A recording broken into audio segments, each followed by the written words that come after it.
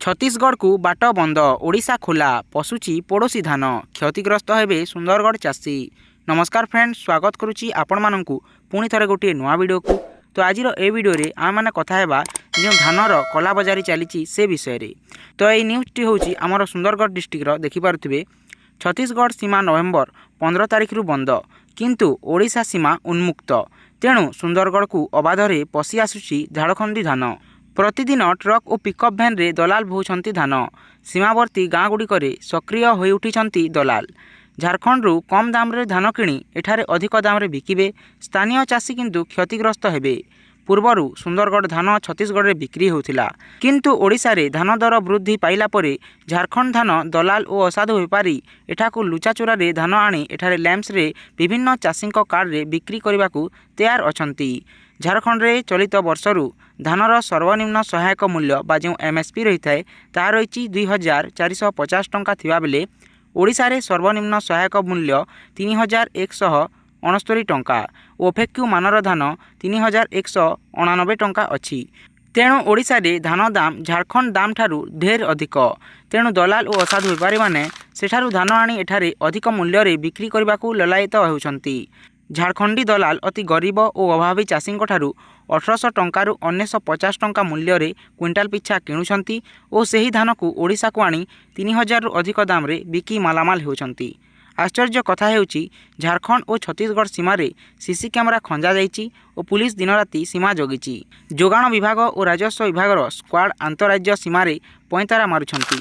तथापि झारखंडी धान अबाधरे ओडिशा सीमा को प्रवेश करुची। झारखंड आड़ू तलसरा थानार लुल्कीडीही देई बालीसंकरा अंचल को धान पशि आसुची, किंतु पुलिस और जोगाण विभाग देखि पारु नांती। सेहीपरि सबडेगा ब्लॉक टांगरगाँ आड़ू मध्य पड़ोशी राज्यर धान आसी सबडेगा ब्लॉकर असाधु व्यापारी गोदाम को पहुंचुची, अथच पुलिस और जोगाण विभाग टेर सुद्धा पाउनाहांती। पूर्व वर्ष झारखंड धान छत्तीसगढ़ को पशुला, किंतु ए वर्ष छत्तीसगढ़ रे गत नवेम्बर 15 तारिख रे धान संग्रह आरंभ हो सारिथिबारु छत्तीसगढ़ सरकार झारखंड पार्श्वर सीमा बंद करी देइछंती। झारखंड रु छत्तीसगढ़ को धान जेपरी पशि पारिब नाही सेतिपई कड़ा जांच करा जाउची, किंतु ओडिशा सीमा रे सेभली फलप्रद कटकणा नाही। सीमा जगिचु बोली कहूतिले मध्य वास्तव रे सीमा उन्मुक्त अछि, खोला अछि। दलाल माने एहार सुजोग नहीं झारखंड धान सुंदरगढ़ को प्रवेश कराउछंती। झारखंड रु हाइब्रिड धान आसुची, एहार ओजन बेसी, तेणु असाधु व्यापारी और दलाल अधिक लाभ कमाइबा आशारे अछंती।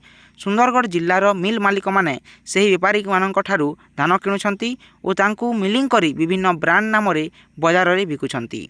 धान संग्रह प्रक्रिया सेमाने जेतिकी धान संग्रह करिवे तार बदल सरकार धार्य करिथिबा परिमाणर चाउल जोगाण विभाग को देबे। सरकार केवल मिलिंग पाई तांकू टंका देबे, तेणु सेमाने जो मिल मालिक माने रहिछंती सेमाने मध्य अधिक लाभ कमाइबा पाई चोरा धान किणुछंती। झारखंड रु धान जो मात्रा रे आसुची सेतिरे सुंदरगढ़ जिल्लार चाषी धान बिकिबारे असुविधार सम्मुखीन हेबे बोली आशंका प्रकाश पाइची।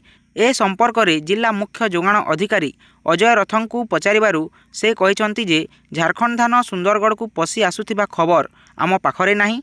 पुलिस सीमा जगिची, सीसी कैमेरा खंजा जाइची। जोगाण विभागर स्क्वाड सीमा रे पैंतरा मारुछंती बोली से कहिछंती। तो देखिपारे आपण माने जानिले जे केपरि भावरे आमर धान आसुची झारखंड रु सुंदरगढ़ रे बिक्री हेबा पई बा ओडिशा रे बिक्री हेबा पई, जहा द्वारा चाषी माने क्षतिग्रस्त हेबे, से माने बिकी पारिबे नाही।